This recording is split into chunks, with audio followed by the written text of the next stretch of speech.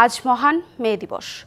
1886 সালের 1 মে যুক্তরাষ্ট্রের শিকাগো শহরের শ্রমের মর্যাদা, শ্রমের মূল্য এবং দৈনিক 8 ঘণ্টা কাজের দাবিতে আন্দোলনে শ্রমিকদের আত্মত্যাগের সমানে বাংলাদেশ সহ সারা বিশ্বে দিবসটি শ্রমজীবী মানুষের অধিকার আদায়ের দিন, আন্তর্জাতিক শ্রমিক দিবস হিসেবে গণ্য করা হয়।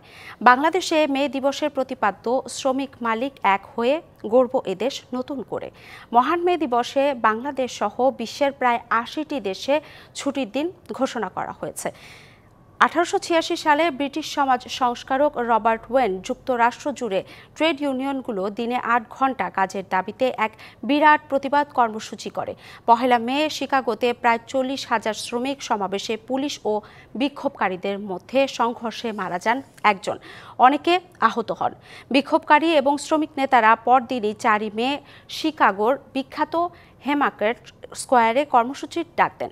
শিকাগোর এই সংঘাত পরবর্তী কয়েক বছর ধরে বিভিন্ন বামপন্থী দলগুলোর জন্য প্রেরণা হিসেবে কাজ করতে থাকে। দক্ষিণ ইউরোপের প্রথম মে দিবসে এগিয়ে আসে স্লোভেনিয়ান এবং ক্রোয়াটরা, পরবর্তীতে অন্যান্য দেশগুলো।